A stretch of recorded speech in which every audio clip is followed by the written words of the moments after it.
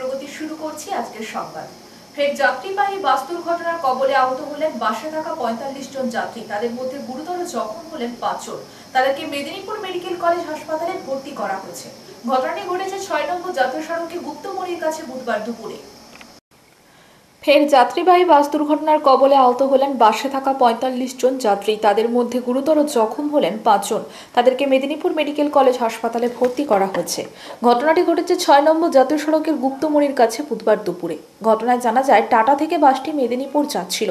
বাসে প্রায় ৫০-এর বেশি যাত্রী ছিলেন। পথিমধ্যে বাসটি দ্রুত গতিতে এসে নিয়ন্ত্রণ ঠিক করতে না পেরে সামনে থাকা ডাম্পারের পিছনে ধাক্কা মারে। এই ধাক্কা মারার ফলে বাসের সামনের অংশ দুমড়ে মুচড়ে যায়। বাসের সামনে বসা যাত্রীরা গুরুতর আহত হন। পাশাপাশি যারা বসেছিলেন তারা অল্প বিস্তর আহত হয়েছেন। বাস যাত্রীদের বক্তব্য, বাস চালকের ভুলের জন্য এই ঘটনা ঘটেছে। ঘটনার পরে এলাকার মানুষ ও পুলিশ আহত যাত্রীদের উদ্ধার করে মেদিনীপুর মেডিকেল কলেজ হাসপাতালে ভর্তি করে। বারে বারে পথ দুর্ঘটনা ঘটায় আতঙ্ক দেখা দিয়েছে বাস যাত্রীদের মধ্যে।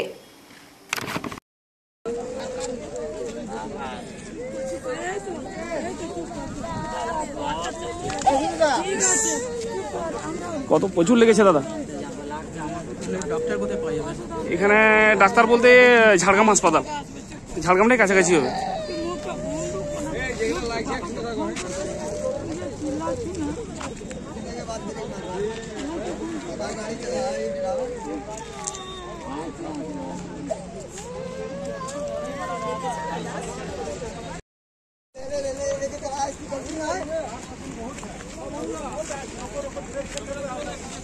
गाड़ी चला रहा है तो किसकी क्या गलती है? एक्सीडेंट में मुझे ऐसे ऐसे करके चला रहा है गाड़ी। ये ना दिख रहा सवारी बैठी है, कौन सी बैठी है? ये बात वाला चल गई। अरे लगी है चोट भाई, कैसे मैं खुद तो लगा है।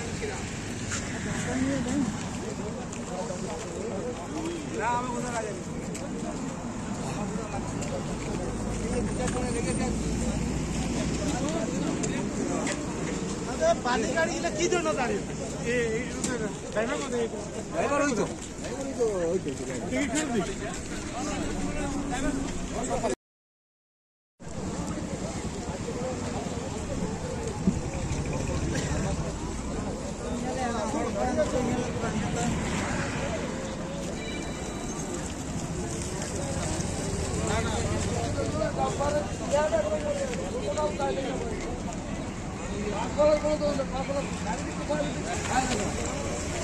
গাড়িটা দেখেছেন এই অবস্থা। এই পাশটা হয়ে যান তো, এই পাশটা হয়ে যান।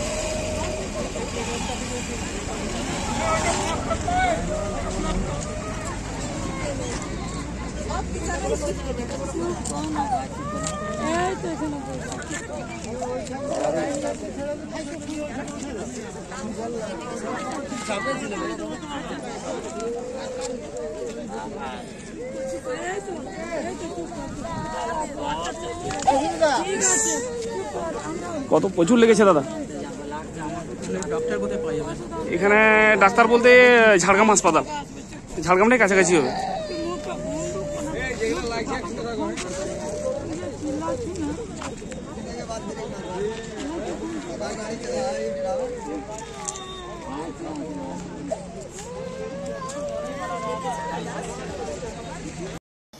প্রাপ্য বকেয়া অর্থের দাবিতে বিডিও অফিসের গেট বন্ধ করে পথ অবরোধ করে বিক্ষোভ ঠিকাদার ও সুপারভাইজারদের। দাবিতে বিডিও অফিসের গেট বন্ধ করে পথ অবরোধ করে বিক্ষোভ ঠিকাদার ও সুপারভাইজারদের। পশ্চিম মেদিনীপুর জেলার দাঁতন ব্লকের বঞ্চিত ঠিকাদাররা তাদের ১০০ দিনের কাজের প্রাপ্য বকেয়া অর্থের দাবিতে সমষ্টি উন্নয়ন আধিকারিকের দপ্তরের সামনে বিক্ষোভ দেখালো। সোমবার অবরোধ শেষে দাঁতন ব্লকের বিডিওর কাছে তারা তাদের বিভিন্ন দাবি দাওয়া নিয়ে একটি ডেপুটেশন দেয়। ঠিকাদারদের অভিযোগ, বিভিন্ন অর্থবর্ষে বিভিন্ন কাজ ও মালপত্র সরবরাহ করলেও এখনো পর্যন্ত কোনো অর্থ পাননি। কেন্দ্রীয় সরকার তাদের এই প্রাপ্য টাকা না দেওয়ার চরম আর্থিক সংকটে পড়েছেন তারা। ঠিকাদারেরা জানান, তাদের দাবি তাদের বকেয়া টাকা মিটিয়ে দিতে হবে। টাকা না মিটালে আগামী দিনে আরো বৃহত্তর আন্দোলনে নামবে তারা।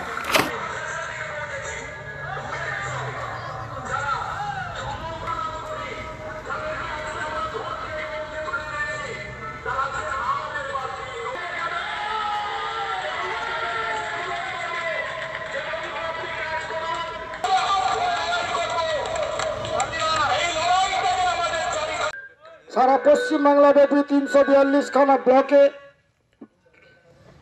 বিকাল 2টা থেকে 4টা পর্যন্ত ধর্না কর্মসূচি আমাদের চলছে। সেই কর্মসূচি আজকেও আমরা দাঁতন 2 ব্লকে নিয়েছি। তাই সমস্ত এমজি এনার্জির ভেন্ডারে বন্ধুদের বলবো আপনারা এসে এই কর্মসূচিতে অংশগ্রহণ করুন। এনার্জির কাজ করতে গিয়ে আমরা যে কাঁচা মাল সরবরাহ করেছিলাম সেই কাঁচা মালের টাকা এখনো আমরা পাইনি। বিগত 3 বছর ধরে আমরা আধিকারিকের কাছে ঘুরতে ঘুরতে আমাদের পা থমকে গেছে। তাই আমরা বাধ্য হয়েছি আজকে মাঠে নামতে। শুধু আজকে আমরা এখানে দাঁতন 2-এ নামিনি, আমাদের পুরো পশ্চিমবাংলা ব্যাপী আমাদের এই আন্দোলন চলছে। আমাদের রাজ্য কমিটি ঝাড়গ্রামের স্কুলে বিক্ষোভ, অহেতুক ছাত্রছাত্রীদেরকে ট্রান্সফার করা হচ্ছে এই অভিযোগ তুলে ঝাড়গ্রামের শ্রী রামকৃষ্ণ সারদা পীঠে বিক্ষোভ অভিভাবকদের। ঝাড়গ্রামের স্কুলে বিক্ষোভ, অহেতুক ছাত্রছাত্রীদেরকে ট্রান্সফার করা হচ্ছে এই অভিযোগ তুলেই ঝাড়গ্রামের শ্রী রামকৃষ্ণ সারদা পীঠে বিক্ষোভ অভিভাবকদের। তাদের দাবি তাদের সন্তানরা প্রথম শ্রেণী থেকেই এই স্কুলে পড়ে আসছে, কিন্তু স্কুলের প্রধান শিক্ষিকা উল্টো পাল্টা কারণ দেখিয়ে এই স্কুল থেকে অন্যত্র ট্রান্সফার করিয়ে দিচ্ছে। অভিযোগ তাদেরকে না জানিয়ে এই স্কুল থেকে হঠাৎ করে ট্রান্সফার করে দেওয়া হচ্ছে। প্রায় 50 জন ছাত্রীকেই অন্য ট্রান্সফার করে দেওয়ার অভিযোগ। বুধবার স্কুল চত্বরে বিক্ষোভে সামিল অভিভাবকরা আবারও অভিযোগ তুলেছেন, আগে জানলে অন্য স্কুলের ফর্ম তুলে রাখতেন তারা, কিন্তু আজ এতদিন হয়ে যাওয়ার পর কেন স্কুল কর্তৃপক্ষ জানালো? আগে তারা কেন বিষয়টি খোলসা করেনি? এখন তারা কোন স্কুলে ভর্তি করবেন তা নিয়ে এই চিন্তার ভাঁজ পড়েছে অভিভাবকদের কপালে। ঠিক কী কারণে টিসি দেওয়া হয়েছে তার কারণও স্পষ্ট নয় এবং অভিভাবকদের স্কুল কর্তৃপক্ষ সেই বিষয়ে স্পষ্ট কিছু জানায়নি।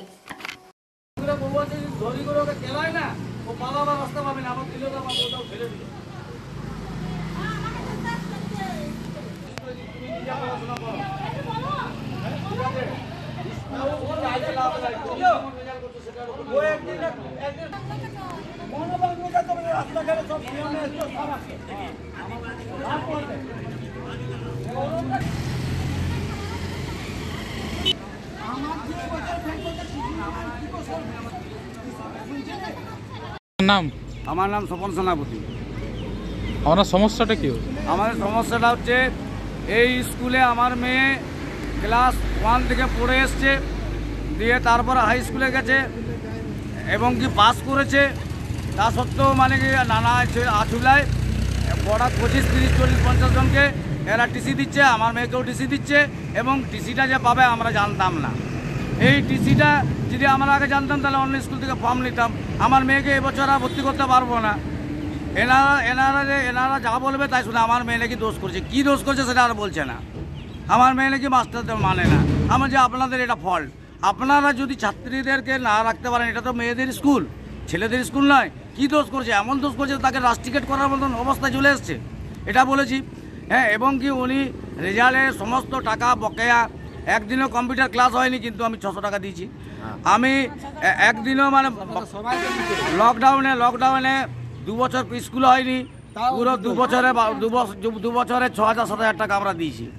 কোনো হাফ করেনি, কোনো কনসেশন নাই। ওনারা ভর্তি করলে বই যা দাম সেই প্রিন্টে বই কিনতে হবে। আমরা যদি বলি যে অন্য স্কুলের থেকে আমরা অন্য দোকান থেকে কিনবো, না হবে না, তাহলে ভর্তি করতে পারবে না। এই আমার সামনে একজন আছে, দেখুন না, কি তোমার বলো। আমি এসে বললাম যে আমি যখন প্রথমে ভর্তি করতে আসি তখন রেজাল্টটা নিয়ে বললে ঠিক আছে তাহলে 2400 কত টাকা লাগবে। আমি তখন বললাম আমি শুধু ভর্তি করব, আমি অন্যের কাছ থেকে আমি পুরনো বই পেয়েছি, আমার কেনার মতো সামর্থ্য নেই। তখন এক ম্যাডাম বললেন তাহলে ওই আরেক ম্যাডামের কাছে যেতে। তো উনি গিয়ে আমাকে দাঁড়াতে বললেন, ঠিক আছে। উনি কথা বলছিলেন, আমি দাঁড়িয়েছিলাম। তারপরে আমি যখন রিকোয়েস্ট করলাম যে ম্যাডাম আমার বাড়িতে এরকম আমি ড্রাইভারি করে খাই, আমার তো অতটা সমর্থ হচ্ছে না, আমি পুরনো বই জোগাড় করেছি, তাহলে ভর্তিটা নিয়ে নিন। আমার সাথে উনি তো কোনো কথাই বলছিলেন না, ঠিক আছে। আর বললেন যে এখন কোনো কথা হবে না, ভর্তি হবে না, আপনি যান। ওনার পিছনে প্রায় আমি 5 থেকে 7 মিনিট ঘুরেছি, উনি কোনো কথাই বলছিলেন না। তো আমাকে এখনও পর্যন্ত আমার মেয়েকে ভর্তি করা হয়নি। আমাকে বাধ্যকতা ওনাদের স্কুলের বই নিতে হবে। আমার বাড়িতে যে বই রয়েছে ওই একই বই, একই সব কিছু, কিন্তু ওনাদের কাছ থেকে ওই নতুন বই কিনতে হবে। আমি বললাম যে ওই বইই আছে আমার বাড়িতে, আপনারা ভর্তিটা নিয়ে নিন। না, আপনি কালকে আসুন। আমি ড্রাইভারি করে খাই, আজকে বই না নিলে ভর্তি হবে না, বই নিতে হবে, নাহলে ভর্তি হবে না। আমি কাজ কামাই করে এসেছি, আবার আমাকে কালকে কাজ কামাই করে আসতে হবে, তাহলে আমি দিন আনি দিন খাই। তো এইভাবে যদি আমাদেরকে এইভাবে হ্যাকেল করতে থাকে তাহলে আমরা কিভাবে চলবো? এখানে সিস্টেমটা হচ্ছে 30 জন 40 জনকে বাদ দিয়ে দিবে, পরে ডোনেশন লিখে বললাম ভর্তি যে হবে। ভর্তির যে টাকা সেটা নিন, বইয়ের টাকাটা আমি বই নেব না, আমি বই অন্যের কাছ থেকে জোগাড় করেছি না, বই না নিলে ভর্তি হবে।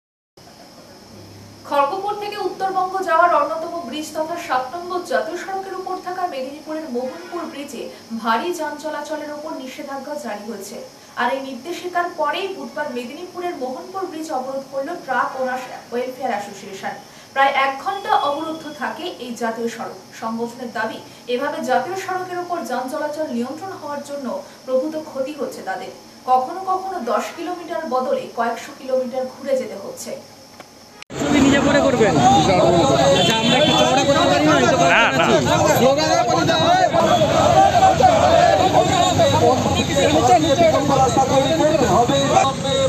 ভারী গাড়ি চলাচলের জন্য বিকল্প রাস্তা তৈরি করতে হবে। প্রশাসনের কাছে আবেদন, অবিলম্বে পশ্চিম মেদিনীপুর ব্রিজের মোহনপুর ব্রিজের পাশ দিয়ে বিকল্প রাস্তা তৈরি করতে হবে। বাঁকুড়া, আরামবাগ, হুগলি, বর্ধমান যাওয়ার জন্য আমাদের মোহনপুর ব্রিজের পাশ দিয়ে বিকল্প রাস্তা তৈরি করতে হবে। আগামী দিনে আমাদের মোহনপুর ব্রিজের পাশ দিয়ে বিকল্প রাস্তা তৈরি করতে হবে। সমস্ত যানকে চলাচলের জন্য মোহনপুর ব্রিজের পাশ দিয়ে বিকল্প রাস্তা তৈরি করতে হবে। প্রশাসনের কাছে আবেদন, অনতি বিলম্বে বিকল্প রাস্তা তৈরি করে আমাদের যাওয়ার ব্যবস্থা করতে বিকল্প রাস্তা তৈরি করতে হবে। সমস্ত ভারী যান চলাচলের জন্য অবিলম্বে পশ্চিম মেদিনীপুর মোহনপুর ব্রিজের উপর ট্রাক চলাচলের ব্যবস্থা করতে হবে।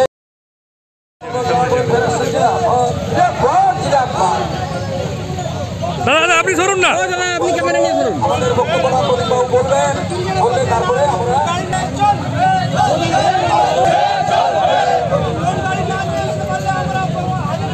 আমরা প্রশাসনের দৃষ্টি আকর্ষণের জন্য সাময়িকভাবে কর্মসূচি নিচ্ছি। বাবু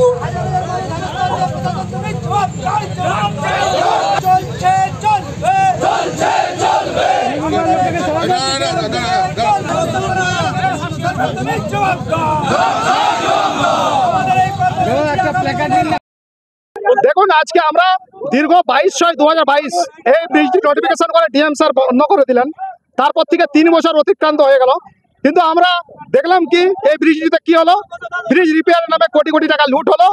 আর আজকে আমাদের হেভি ভেহিকেল গুডসের জন্য আজকে আমাদের এইখানে সমস্ত গাড়িকে যাতায়াত বন্ধ করে দিল। ব্রিজের উপর থেকে শুধুমাত্র 6 চাকা গাড়ি পেরাচ্ছে। তারপরে ইদানিং আমাদেরকে কি বললো না, আমাদেরকে ঘাটাল পাঁশকুড়া হয়ে মিদনাপুর থেকে খড়গপুর যেটা 10 কিলোমিটার ডিস্টেন্স, সেটা আজকে আমাদের 160 কিলোমিটার ঘুরে আসতে হলো। হঠাৎ করে সেই রাস্তাও আচমকা আমাদেরকে কোনো রকম নির্দেশ আমাদেরকে না জানিয়েই আমাদেরকে অন্ধকারে রেখে আচমকা গত পরশুদিন ওইটাও বন্ধ করে দিল। সেখানে করে দিল কি 16 টন, মানে আপনার 6 চাকা গাড়িও সেখানে যাবে না। তাহলে আমরা আজকে সরকারকে রোড ট্যাক্স দিচ্ছি, টোল ট্যাক্স দিচ্ছি, ইন্স্যুরেন্স দিচ্ছি, সমস্ত কাগজপত্র সরকার আমাদের কাছ থেকে বুঝে নিচ্ছে, কিন্তু আমরা যেটা বুঝার প্রাপ্য আমাদের রাস্তা, ন্যায্য অধিকার রাস্তা, সেটা সরকার কিন্তু দিচ্ছে না। এই প্রতিবাদ আমাদের আজকে এখানে এসেছি। এবং আজকে এই যে ব্রিজ, এই ব্রিজটাতে আপনারা জানেন না, আমার তো মনে হচ্ছে একটা এখানে চক্র আছে, বা এই যে ইঞ্জিনিয়াররা এটা কোন যুক্তিতে এই ব্রিজটাকে আটকে রেখেছে। আজকে আপনারা জানেন, পরিবহন দপ্তরের আধিকারিক বা ইঞ্জিনিয়ারদেরকেও আমরা সেই যুক্তিটা বলতে চাই যে আজকে একটা 6 চাকা গাড়ি, তার ক্যাপাসিটি 19 টন, তার মানে প্রতিটা টায়ারের ভরবেগ 3.26, সেখানে 47,500 আমাদের 16 চাকা গাড়ি, তার ভরবেগ কিন্তু হচ্ছে 2.92, অর্থাৎ সেই গাড়ির লোড এই ব্রিজের উপরে ভর কিন্তু কম পড়ে। তাহলে কোন যুক্তিতে আজকে এখানে ব্রিজটি আটকানো আছে, এইটা আমরা খুঁজে পাচ্ছি না। তাছাড়াও আজ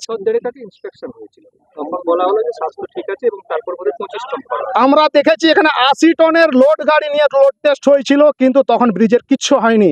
এটা কোনো অদৃশ্য কারণে হয়তো ওনারা কোনো এনএইচ বা কোনো টোল কর্তৃপক্ষের সঙ্গে চুক্তি করেছে যে ওইদিকে টোল বেশি গাড়ি যাবে, এটা বন্ধ করে দাও, কোনো একটা খেলা আছে এখানে।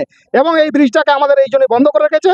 এবং যেখানে উত্তরবঙ্গ দক্ষিণবঙ্গের একটা গুরুত্বপূর্ণ সেতু, সেটা এই 3 বছর হয়ে গেল। আচ্ছা, এটা তো বাস্তব, জন্মালে যেমন মৃত্যু আছে, এই ধরুন আমাদেরকে কলকাতা হয়ে যেতে বলছে, সেখানে 3,000 টাকা আমাদের অতিরিক্ত টোল ট্যাক্স এবং 14,000 টাকা ডিজেল লাগবে। আজকে মেদিনীপুর থেকে খড়গপুর আজকে যেখানে 10 কিলোমিটার ডিস্টেন্স, কলকাতা হয়ে আসলে সেটা 280 কিলোমিটার, যার ফলে আমাদের 14,000 টাকা তেল পড়ছে, 2,000 টাকা টোল, এছাড়াও আমাদের 3 দিন সময় লাগছে। এগুলো আমরা আর মানতে পারছি না। আজকে আমরা এখানে ট্রাক মালিকরা ঐক্যবদ্ধ হয়েছি, প্রশাসনকে আমরা আমাদের দৃষ্টি আকর্ষণ করছি।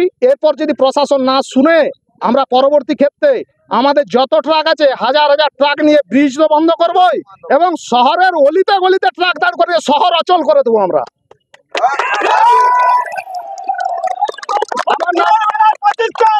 আমার নাম প্রদীপ মন্ডল, সম্পাদক পশ্চিম মেদিনীপুর ডিস্ট্রিক্ট। নয়াগ্রামে ফের হাতির মৃত্যুর ঘটনা ঘটল। মঙ্গলবার ঝাড়গ্রামের নয়াগ্রাম ব্লকের মলম গ্রামে চাষিদের সরিষা জমিতে দেখা গেল একটি মৃত হাতিকে। নয়াগ্রামে ফের হাতির মৃত্যুর ঘটনা ঘটল। মঙ্গলবার ঝাড়গ্রামের নয়াগ্রাম ব্লকের মলম গ্রামে চাষিদের সরিষা জমিতে দেখা গেল একটি মৃত হাতিকে। জানা গিয়েছে, স্থানীয় চাষিরা এদিন মাঠে কাজ করতে এসে দেখেন মাঠের মধ্যে বড় খড়ের গাদার মতো কিছু। পাশে গিয়ে দেখা যায় একটি মৃত হাতি পড়ে রয়েছে। সঙ্গে সঙ্গে ঘটনার খবর ছড়িয়ে পড়তেই চাঞ্চল্য ছড়িয়ে পড়ে এলাকায়। তবে পরে বন দপ্তরে খবর দিলে বন দপ্তরের কর্মীরা ঘটনাস্থলে পৌঁছে হাতি উদ্ধারের উদ্যোগ নেন। তবে এলাকায় হাতি মৃত্যু এবং নিয়মিত হাতির হানায় বন দপ্তরের বিরুদ্ধে ক্ষুব্ধ সাধারণ মানুষ। অভিযোগ, নিয়মিত হাতির হানা হলেও কোনো পদক্ষেপ নেয়নি বন দপ্তর। কী কারণে হাতির মৃত্যু তা খতিয়ে দেখছে বন দপ্তর।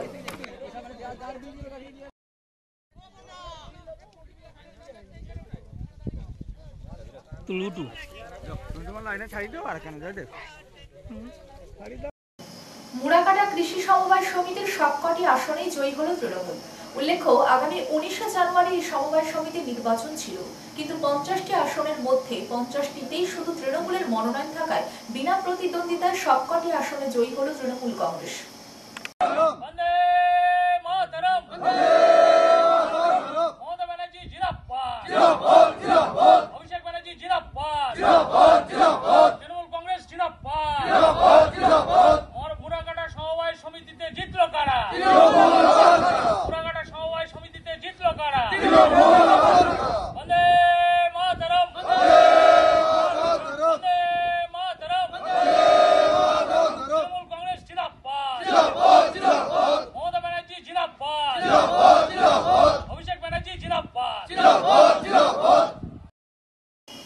আবাস যোজনার বাড়ি রেজিস্ট্রেশনের নামে সাইবার প্রতারণার অভিযোগ উঠল তমলুকে। এক্ষেত্রে বিডিও অফিস থেকে ফোন করা হয়েছে বলে জানিয়ে প্রতারকেরা প্রায় 26,000 টাকা হাতিয়ে নিয়েছে বলে অভিযোগ।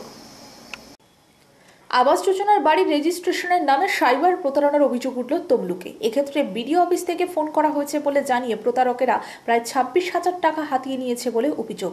স্থানীয় পুলিশ সূত্রে জানা গিয়েছে, তমলুক থানার অন্তর্গত পূর্বনখা গ্রামের বাসিন্দা গৌরীশঙ্কর রাউত গত নভেম্বর মাসের 18 তারিখ সকাল প্রায় 8:30 নাগাদ তার ফোনে একটি অজানা নাম্বার থেকে ফোন আসে।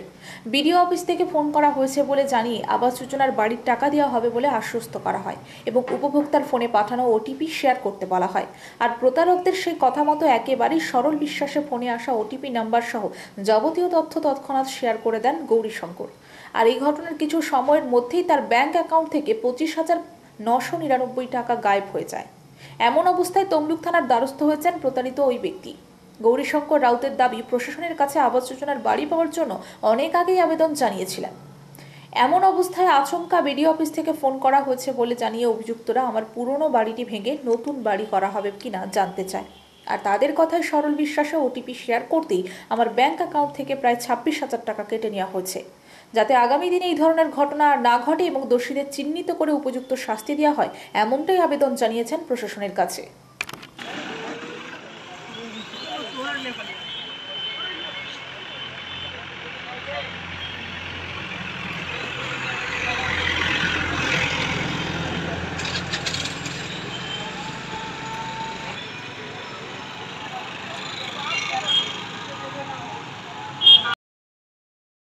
কিভাবে প্রতারণা হয়েছে বুঝলেন? কি হয়েছে? প্রথমে আমাকে ভিডিও অপশান দিয়ে ফোনটা এলো, যে বললো যে আপনি কি গৌরীশঙ্কর রাউত? আমি বললাম হ্যাঁ আমি গৌরীশঙ্কর রাউত।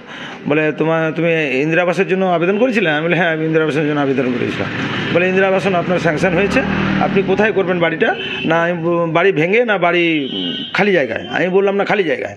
তখন উনি বললেন যে ঠিক আছে, বলে আমি যে অপশানটা করছি বলে ভিডিও কলটা কেটে দিয়ে ভিডিও কল করেন। ভিডিও কলের মাধ্যমে আমাকে বলেন যে বাড়িটা যাচ্ছে তুমি দেখো, যদি যদি ওই বাড়িটা হয়ে থাকে তুমি ঠিক চিহ্নে হাত দাও। এত কই ঘরগুলো চলে যাচ্ছে আমি বুঝতে পারছি না, আমি কেটে দিলাম। আমি বলি ছাড়ুন, আমি ব্লগে গিয়ে কথা বলবো। বলে না না আপনি আমরাই বিকেলে যাবো আপনার বাড়ি। আমি বলি আরে দাঁড়ান, আপনি আমি কোথায় থাকি কী দেখি জানেন না, আপনি বাড়ি জানেন? বলে হ্যাঁ আমরা তো ঠিকানা আছে আমার কাছে। বললো, তারপরে বলছে তোমার অ্যাকাউন্টে 7,500 টাকা যাবে, তুমি দেখো আর ওই অ্যাকাউন্টে তুমি সার্চ করো তোমার কাছে কত টাকা আছে, দেখো যোগ হচ্ছে কিনা। বলে আমি অ্যাকাউন্টে সার্চ করেছি, তখনই নাকি বললো যে আমার, পরে আমি জানলাম যে তোমার নাকি আমার স্ক্রিনটা শেয়ার হয়ে গেছে। ব্যাস, আর কিছু দেখতে হয়নি। একটু পরেই মেসেজ এলো, ট্যাং ট্যাং করে দেখলাম 25,999 টাকা নেই। সঙ্গে সঙ্গে মাথায় উদ্ভ্রান্তের মতো দৌড়ে এলাম। আমি অঞ্চল পুলিশকে ফোন করি যে কী করা যাবে ভাই, এরকম ঘটনাটা ঘটে গেছে। তখন উনি বললেন যে ঠিক আছে তুমি এসপি সার্ভার ক্রাইমে ইমিডিয়েটলি অভিযোগটা করো। বলে সঙ্গে সঙ্গে আমি নিমদুড়ি এসপি সার্ভার ক্রাইমে চলে আসি। বলতে ওনারা আমাকে বললেন, আশ্বস্ত করলেন, বলে ঠিক আছে দেখছি কী করা যায়, কিন্তু এই টাকা চলে গেলে তো পাওয়া যায় না। কিন্তু বাড়ি ফিরে গেলাম, তার 1 ঘন্টার মধ্যে আমার কাছে মেসেজ ওই 14,000 টাকা হোল্ডে এলো। তখনই আমি আবার এসপি সার্ভার ক্রাইমে ফিরে আসি। তখন ওনারা আবার কি কার্যকরী কী সব করলেন, আমাকে বললো তোমাকে একটা দরখাস্ত লিখতে হবে। বলে দরখাস্ত লিখে নিলেন, দরখাস্ত লিখলাম। এইভাবে প্রায় 15, 18, 20, 22 দিন কেটে যায়। তারপরে আমি আবার যাই দেখা করতে যাওয়ার জন্য। উনি আমাকে বললেন যে তোমাকে আর কোথাও যেতে হবে না, তুমি একটা কোর্টে উকিলের কাছে, উকিলের কোনো পরিচয় আছে? আমি বলে বিনয় সামন্তের নাম বলি, এবং বিনয় সামন্তের সঙ্গে ওনারা কথা বলেন। বলার পর আমাকে 3টে মোবাইলে মেসেজ পাঠান। মেসেজটা ওখানে পাঠিয়ে দেয়। তারপরে বললো জিআর অফিসে গিয়ে দেখা করো। এই জিআরে গিয়েছিলাম, বললো না এখন তোমার কেসটা আসেনি, আমাদের কোর্টে আসেনি। তার মধ্যেই পুলিশ, তমলুক থানার পুলিশ আমাকে কি বলবেন এই ঘটনায়, কি বলবেন? এটা মানে এ তো দুঃখজনক ঘটনা। আমি তো খুব গরিব মানুষ, এই টাকাটা আমার যাতে অ্যাকাউন্টে আসে এবং যারা প্রতারণা করছে তাদের জন্য যদি সরকার কিছু অন্তত, প্রশাসনের কাছে সব কিছুই তথ্য আছে, পারলে প্রশাসন ধরতে পারে এবং ওদেরকে উপযুক্ত শাস্তিও দিতে পারে, কিন্তু সেটা হচ্ছে না, পাচ্ছি না আমি। এই ধরনের ঘটনা যাতে আর যাতে না ঘটে। কেন গরিব মানুষের টাকাগুলো এভাবে তছনছ করে দিবে তারা একটা অসৎ উপায়ে, আমি সেটা ঠিক পছন্দ করি না। যে এগুলোকে নির্মূল করতে হবে যে কোনোভাবে। আমি ঠকেছি, এভাবে যেন আর মানুষ যেন না ঠকে, হ্যাঁ, সেটাও তার প্রতিও সরকারের একটু নজরে থাকা উচিত বলে মনে করছি। আমার নাম গৌরীশঙ্কর রাউত। আমি এই দোকানে লোকের কাছে কাজ করি। ফাঁকা মাঠে পালন হলো নেতাই দিবস। উপস্থিত হয়নি আহত এবং নিহত পরিবারের অনেকে। অভিযোগ তাদের জানানোই হয়নি। হাতে গোনা কিছু লোক, যার মধ্যে সিকিউরিটি এবং সিভিক ভলান্টিয়ারের সংখ্যা অনেকটাই। ফাঁকা মাঠে পালন হলো নেতাই দিবস। উপস্থিত হয়নি আহত এবং নিহত পরিবারের অনেকে।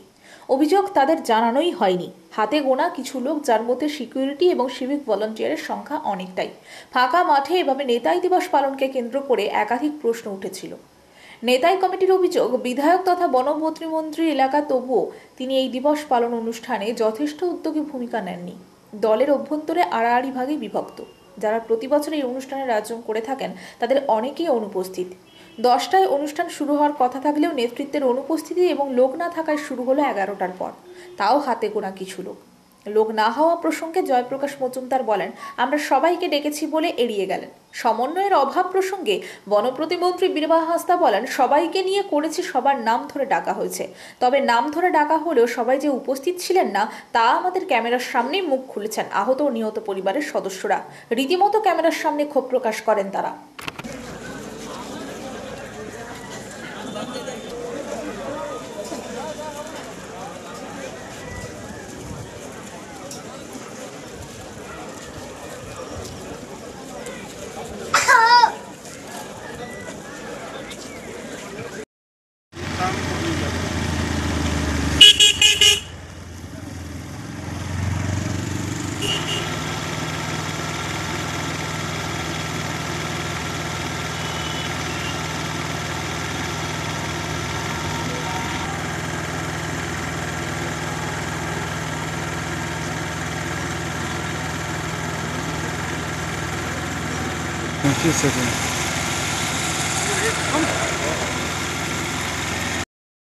এ পর্যন্ত যতগুলো নাম আমরা বলছি এখানে কেউ আসেনি এমন হয়নি। সুতরাং কেউ যদি বলে থাকে, আমার মনে হয় না সেটা সঠিক কথা। এই যে এতক্ষণ যে নাম ডেকে ডেকে তাদেরকে আমরা যে স্মারক উপহার বা ব্যবস্থা করেছি, তাতে এখনো অনুপস্থিত কেউ নেই। শহীদ পরিবার এবং আহতদের পরিবারের মধ্যে সকলেই আছে। আপনাদের নেতা সত্যধর মাহাতো মঞ্চে একটু আগে অভিযোগ করছেন যে আহত নিহত পরিবারকে সেভাবে গুরুত্ব দেওয়া হচ্ছে না। উনি বলেননি সেটা, উনি বলেছেন মমতা বন্দ্যোপাধ্যায় গুরুত্ব দিয়েছেন, মমতা বন্দ্যোপাধ্যায়ের হাত ধরে এই জঙ্গলমহলে শান্তি এসছে এবং তিনিও মনে করেন যে এই শান্তি বজায় রাখতে গেলে এখানে যাতে সিপিএম এবং এখনকার সময় বিজেপি যাতে জায়গা না পায় সেই দিকে লক্ষ্য রাখতে হবে। কোথাও অভাব নেই, প্রত্যেক 7ই জানুয়ারি এইভাবে এই ছোট্ট জায়গা সেখানে বিপুল জনসমাগমের মাধ্যমে এবং গুরুত্ব সহকারে পশ্চিম মেদিনীপুর কিংবা ঝাড়গ্রাম সব নেতা নেতৃত্ব উপস্থিত হতেন না, এতজন মন্ত্রী, এতজন এমএলএ, এতজন নেতা নেত্রী উপস্থিত হতেন না যদি কোনো রকম সমন্বয়ের অভাব হতো। সলিল পাল নেতায়ের মানুষ নেই বলেই দাবি শহীদ পরিবার এবং নিহত পরিবার, বুঝতে পারলাম মানুষজনের উপস্থিতি অনেকটাই কম। সলিল পাল এটা কে বলছে? আপনারা বলছেন না, মানে মিডিয়া হিসেবে কোনো ব্রেকিং নিউজ তৈরি করার জন্য বলা হচ্ছে নেই বলে? কে বলছে? কে জানছে?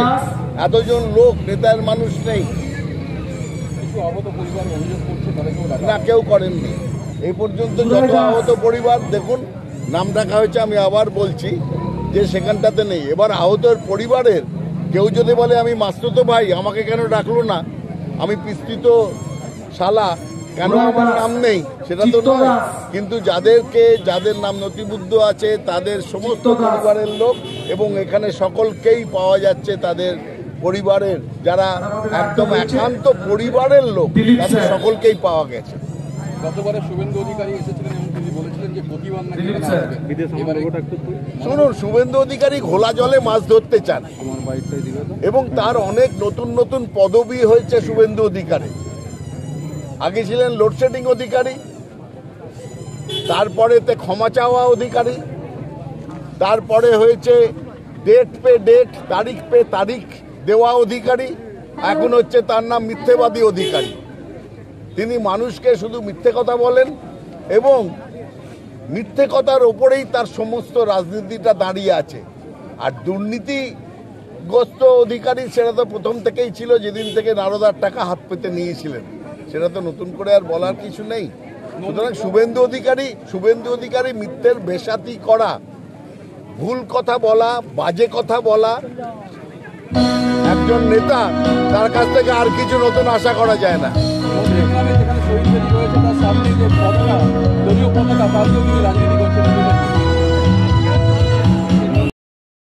শক্তিগড়ের ল্যাংচা, কলকাতার রসগোল্লা, কৃষ্ণনগরের সরভাজা, জয়নগরের মোয়া আর পূর্ব মেদিনীপুরের কাজু বরফিরা এখন দীঘায় এক হয়েছে, কারণ সৈকত শহর দীঘায় হচ্ছে মিষ্টি উৎসব। পশ্চিমবঙ্গ মিষ্টান্ন ব্যবসা সমিতির পরিচালনায় প্রথম দিন থেকেই জমে উঠেছে এই উৎসব। শক্তিগড়ের ল্যাংচা, কলকাতার রসগোল্লা, কৃষ্ণনগরের সরভাজা, জয়নগরের মোয়া আর পূর্ব মেদিনীপুরের কাজু বরফিরা এখন দীঘায় এক হয়েছে, কারণ সৈকত শহর দীঘায় হচ্ছে মিষ্টি উৎসব। পশ্চিমবঙ্গ মিষ্টান্ন ব্যবসায়ী সমিতির পরিচালনায় প্রথম দিন থেকেই জমে উঠেছে এই উৎসব। দীঘার বিশ্ব বাংলা কনভেনশন হলে এই উৎসব চলছে। একই সঙ্গে শুরু হয়েছে পশ্চিমবঙ্গ মিষ্টান্ন ব্যবসায়ীদের রাজ্য সম্মেলন।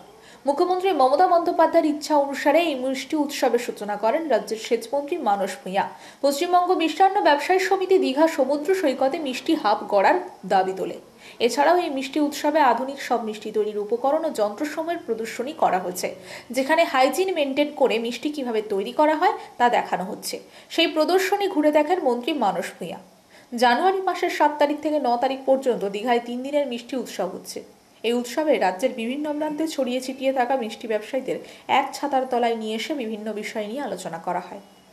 পাশাপাশি রাজ্য থেকেও 6000-এর বেশি মিষ্টি ব্যবসায়ী অংশগ্রহণ করেছেন। 50-এর বেশি স্টল রয়েছে। মিষ্টি ব্যবসায়ীদের এই সম্মেলন থেকে দীঘা জগন্নাথ মন্দিরের সামনে 10টি মিষ্টি দোকান করার জন্য দাবি জানানো হয়েছে। মুখ্যমন্ত্রীর কাছে সেই দাবি পৌঁছে দেওয়ার আশ্বাস দিয়েছেন বিধায়ক অখিল গিরি। বছরের শুরুতে এমন মিষ্টি উৎসবের কথায় রীতিমতো খুশি পর্যটকরা। উপচে পড়ছে ভিড়, ফলে মিষ্টান্ন ব্যবসায়ীরাও বেজায় খুশি। উৎসব ঘিরে দীঘায় রীতিমতো সাড়া পড়ে গেছে। এখানে অন্যান্য জায়গার মিষ্টির মতো দামও অনেকটাই মানানসই। এছাড়াও অনলাইনে মিষ্টি যাতে পাওয়া যায় তার জন্য একটি ওয়েবসাইটও এদিন চালু করা হয়।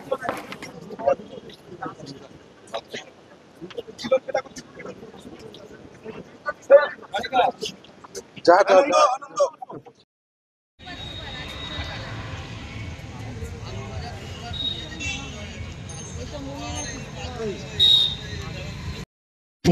করে দেখিয়েছেন যে এভাবে অনলাইনেও এটা করা যায়। সকলে মিলে তাদের প্রতি কৃতজ্ঞতা রাখবেন এবং আজকে সংগঠনের যারা দায়িত্বে রয়েছেন প্রত্যেকেই অতি সুন্দরভাবে এইটিকে অনলাইনে নিয়ে গেছেন। পশ্চিমবঙ্গ মিষ্টান্ন ব্যবসায়ী সমিতি এবং PMBS এখন লাইভ, আমাদের ভিজিট করুন www.pmbsonline.com এ।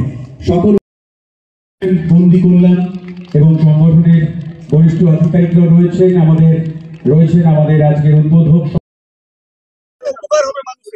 আপনি তো মিষ্টি প্রেমী জানালেন। দেখুন,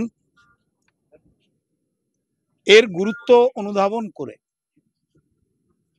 মিষ্টি ব্যবসায়ী সমিতি, মিষ্টান্ন ব্যবসায়ী সমিতি এবং তার সম্মেলন এবং মিষ্টি উৎসব এই দুটো এক হয়ে গেছে।